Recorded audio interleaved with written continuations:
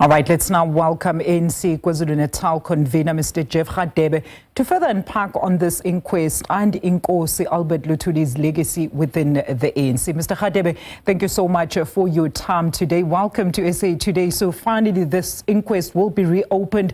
But what is the significance thereof, especially after so long since the events that claimed the lives of Inkosi Luthuli alongside Mr. Mqenge? Thanks, Alicia, for inviting me to your program. As I've indicated, as the ANC were very happy that eventually the truth will be revealed as this inquest starts tomorrow. Because if you recall, in 1967, we learned that our President General Chief Albert Luthuli was killed in a car in a goods train accident.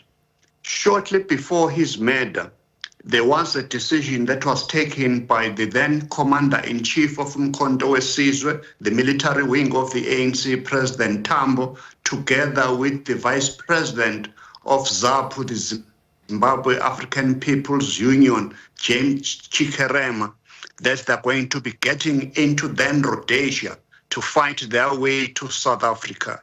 So that decision is the one that made the regime to take that decision to kill our President, Chief Albert Luthuli, who had played a very critical role not only in uniting the ANC, but all race groups in South Africa. As you know, that in 1955, it was during the presidency of Luthuli that the Congress of the People met in Kliptown to adopt what has become a blueprint for the new South Africa, the Freedom Charter.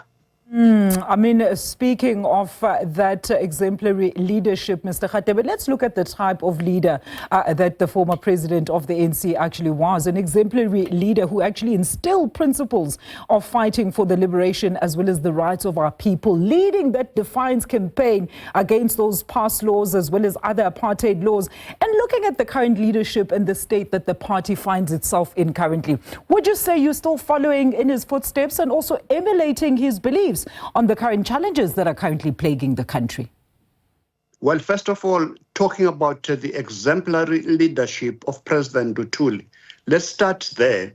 He was a chief Inkosi of Amakholwa in Gradville, now called KwaDukuza. He was not born into chieftainship, but he was elected by people of that area, indicating the prestige with which our people held him. So as the president of the ANC, the regime at that time gave him an ultimatum to become a chief or to become the president of the ANC. He chose neither, indicating that exemplary leadership.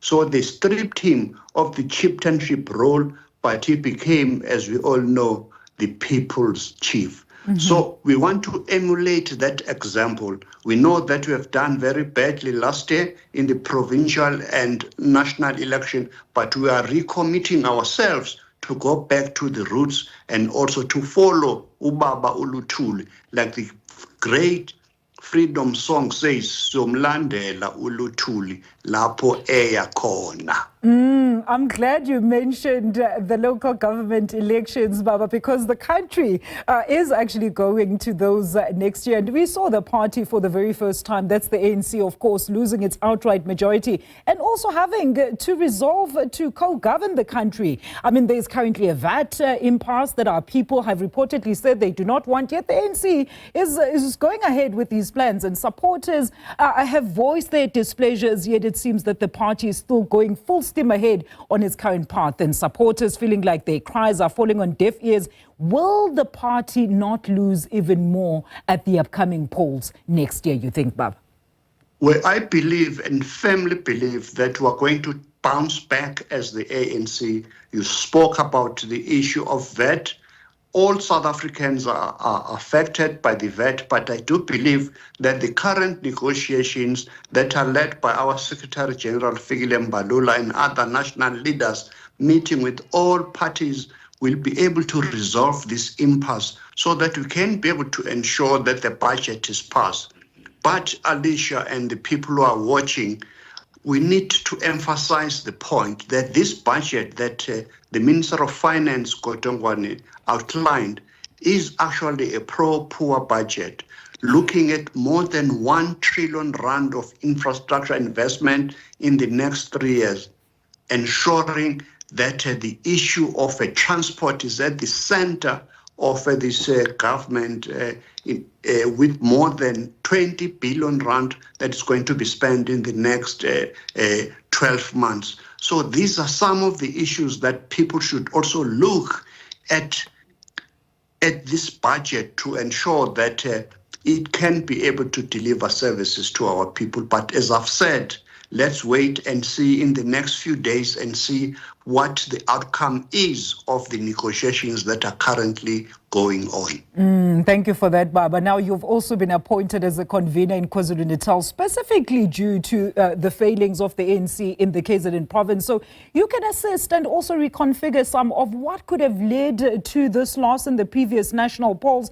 Are you confident you'll be able to rebuild the trust among your supporters, not just in KwaZulu-Natal, Baba, but nationwide as a party, to at least return to the helm of being a liberation movement specifically formed to stand for the less fortunate people of this country? I'm very confident, Alicia, that we will be able to have a turnaround in KwaZulu-Natal in particular and in South Africa as a whole. Recently, I've been having a series of engagements with important stakeholders of our society, religious communities, where we saw the Hindi, the Muslim, the Jewish people, traditional Christian faith, even charismatic faith, meeting with the ANC, indicating to us that the ANC's roots is in religion. We have met with traditional leadership, including His Majesty, the King Mrs. Zulu, and also professionals. So this is a reflection that we are coming back in KwaZulu-Natal, but as we say, we're going to be following what our people need, and we are the servant of the people. Baba, I'm sorry I diverted there from the current issue of that particular inquest. But I mean, I'm glad that we've actually ironed out some of these key as well as critical current issues. But I mean, let's go back to the inquest. I mean, with this new evidence that supposedly the NPA now advises or says could have actually been concealed, do you then foresee even more such inquests actually being reopened due to the fact that information was actually withheld during the time that these deaths actually occurred, Bab? Well, we're talking here about the period of the racist regime that was declared by the United Nations as a crime against humanity and a threat to world peace. So the regime of 1967, you can see, was very ferocious in fighting against the people of South Africa. So when they killed our president in 1967, they thought the struggle for freedom and justice would have ended. So we're happy that the leadership of the National Prosecuting Authority is having this inquest to ensure that the truth must prevail. So we do hope and believe that there will be other inquests so that you can be able to know the real truth. As they say, the truth will free us all. Absolutely. Baba, thank you so much for your contribution this afternoon. That is ANC KZN convener, Mr. Jeff Radebe. They're talking to us about, of course, the Chief Albert Luthuli inquest being reopened, as well as other developments within the party as well as the country.